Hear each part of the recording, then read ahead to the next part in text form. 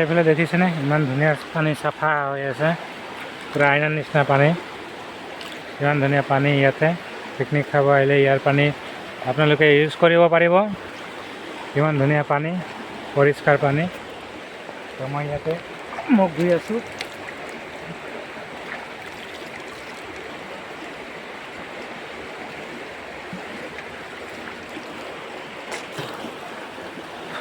পূৰা ফ্ৰেছ পানী হয়। তো আপোনালোকে আহিলে কেতিয়াবা এই পানী ইউজ কৰিব পাৰিব। পানী আনিব নালাগে, খালি খোৱা পানী আনিব পাৰিব। এইটো খাবও পাৰে, এনেকুৱা নহয়। তো আহিব কেতিয়াবা, যোনে যোনে আনে, যোনে আহিছে গমে পাইছে। এতিয়া আপোনালোকক লৈ যাই আছোঁ এটা ধুনীয়া পাৰ্কলৈ। ইমান ধুনীয়াকৈ পাৰ্ক বনাইছে আৰু ইয়াতে সকলো ধৰণৰ বস্তুবিলাক বটল, গাড়ীৰ টিউব, এনেকুৱা ধৰণৰ বস্তু দি বনাইছে। তো এইটো হৈছে এইটো হৈছে পাৰ্ক। ইমান ধুনীয়াকৈ বনাইছে। এইটো হৈছে গাইছ পাৰ্ক, পূৰা বটলেদি বনাইছে। বহুত ধুনীয়া লাগিছে এই পাৰ্কটো।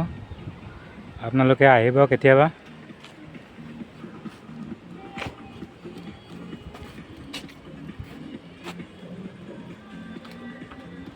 পূৰা লোহাৰে হয় পাৰ্কটো, চৰি গেটটো।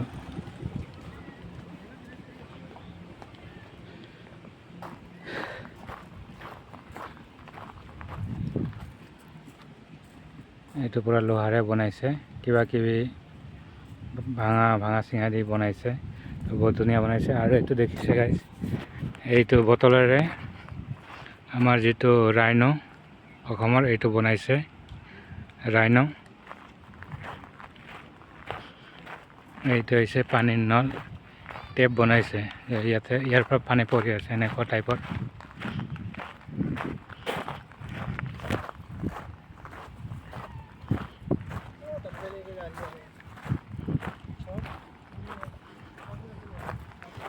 বাবুহঁতে ক'ত?